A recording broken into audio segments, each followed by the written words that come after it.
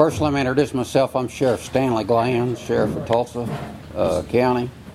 The reason we call this news conference is there's been a lot of attention lately to immigration and some of the laws that are being passed throughout the nation. And of course, you remember Oklahoma passed 1804 a year and a half or two ago. This past week, I was in Houston, Texas, with the leadership of ICE, Immigration and Customs Enforcement. And basically, we were there with the the liaison group from ICE for state and local law enforcement agencies.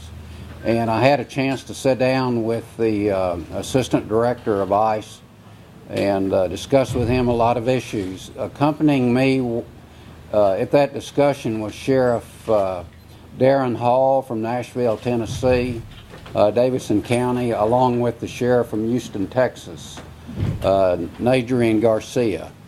And we had a really good discussion. We were there for about an hour and a half talking about the implications of the 287G program and what had occurred. Before I get much further along, I want to recognize some people from ICE that are here. First, we have Kristen Falcon from Falcon. I'll say it right here in a minute. From Washington, D.C. She's our program director for the 287G program.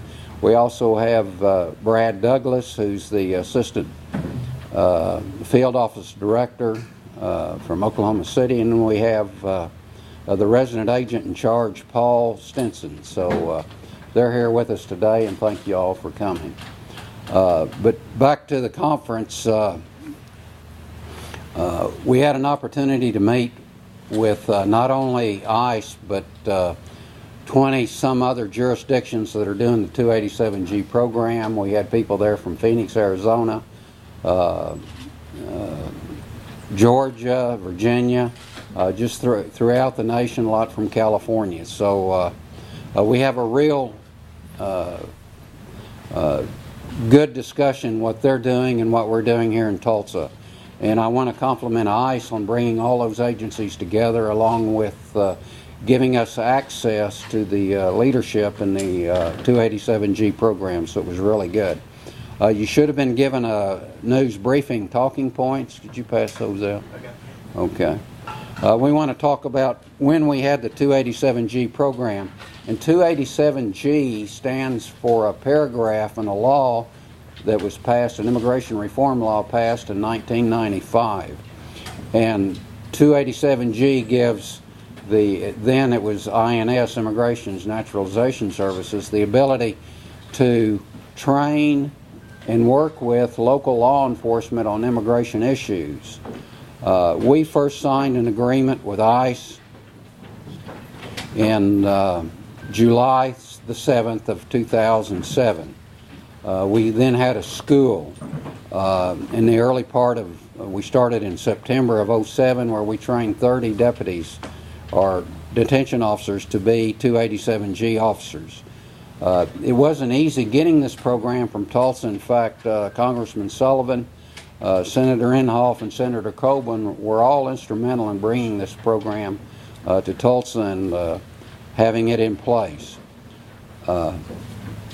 Recently, ICE, the office, OIG's office of investigate. What's OIG stand for? Inspector General. Yeah, Inspector General. Okay, he issued a report last month and had a lot of criticism of the 287G program. We looked at that. ICE looked at it, and a lot of the information was old. In fact, last year they redesigned the 287G program. They had different memorandums of understanding for each different law enforcement agency that was involved, and they consolidated them into one agreement. And when they sent it to us, we reviewed it, and we actually signed that MOU in October the 5th of 2009, and we've been operating under that agreement since then. Today we have 26 certified 287G officers. We've actually trained more than that, but 26 still carry their certification. And today we have 5 individuals in training in Charleston, South Carolina. The training for the 287G is not easy. There's a lot of homework involved. They study for a period of 4 weeks, and it's quite tedious to complete that. I've seen copies of the federal immigration law, and it's very voluminous. It's just unbelievable how many laws there are, and the different ways people can enter the United States with different visas. Since we've had this program, there's been 2 things that occurred that I think is really significant to our community. We've seen a 13% decrease in crime in the last year. Before that, we saw about a 5% decrease in crime in 2008, and I think it's having a real impact on the crime rate. The other thing that we've seen is a reduction in the number of inmates coming into our jail and those that we're holding. What we've been able to do in Tulsa with that reduction of inmates in our jail has allowed us to work with ICE to bring in other inmates from other jurisdictions, and they pay us to keep those. So we have empty beds because of the 287G program, but also we have ICE bringing inmates to Tulsa County, and we're able to hold those at the cost of housing those inmates. And so far, just in the last year and a half, if you have that news briefing point, you'll see that we brought in around $5 million with the ICE detention, and then through transport we brought in another 175. So we have a total of $6.8 million that's been paid to us by ICE as a result of the 287G program. We also have worked with the Marshal Service, and we brought in another $1.7 million holding their inmates. And again, the reduction in population in the jail has allowed us to bring in these other inmates and house federal prisoners at a real gain for Tulsa County and the Jail Trust Authority. You have a copy of the reduction in crime. Some of the things nationally that are going on with 287G is there's more than 1,120 officers have been trained and certified. There's 71 active agreements in 26 states, and just about all those states were represented at the conference that we were just at. One interesting note, everyone's concerned about racial profiling with these immigration laws, and one of the presenters at the conference was the director or assistant director of the Civil Rights Division of ICE, and they handle all the civil rights complaints that come in. He informed us, and I was really concerned about how many complaints that they get, because we get very few in Tulsa about any kind of racial profiling. But complaints out of 71 programs throughout the United States, they've only received 66 complaints, which shows that there's a lot of people doing things right. In fact, the training for the 287G program, a big part of that is not to do racial profiling, and anyone that does that, you know, they would the MOU allows ICE, if they find a law enforcement agency that's racial profiling, it cancels the agreement with ICE. So all of the agencies involved don't practice that and don't believe in it. So another thing I want to talk just a minute about is our relationship with some of the Hispanic community here in Tulsa.